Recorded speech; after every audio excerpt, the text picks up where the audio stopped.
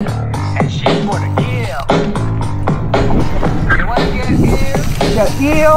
Okay. Okay. Here we go. Okay. Pabibigyan kita. Intramuros ang lugar kung saan hindi pa huhuli. Naghahanap ng chick na gagawin kong katabi. Nang may lumapit sa'kin anda'y nagpakilala. Wala pa daw akong kasama at ba't nag-iisa? Inaya niya ako sa table at dinukot niya ang phone. Amoy na amoy ang isay, miyaki na kolong. Kinuha niya ang wallet ko at i-inspeksyonin. Dinukot niya ang lisensya at balak niyang kunin. Sabi niya, sabi niya, uy siya, nang sabihin niya na balikbayan siya.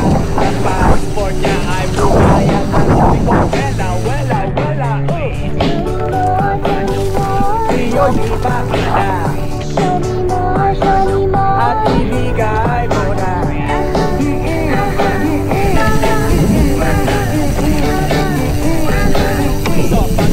Sopan dating namin sa place ang sayaw.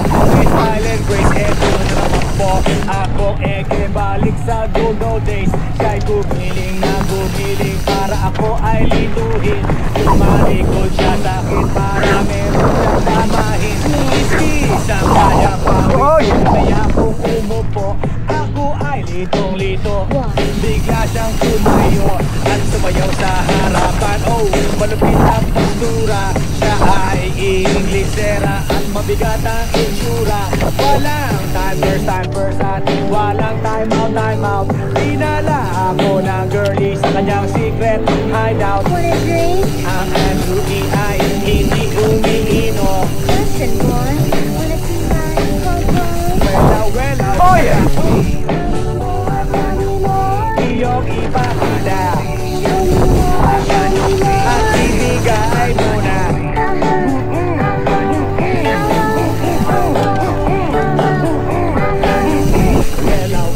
Wela,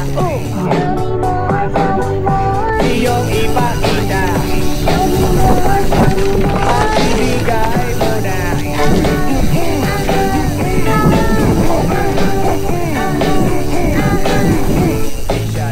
Di siya tulad ng karamihan na kababaihan. Siya'y walang kaate-ate sa kanyang katawan. Straight to the point.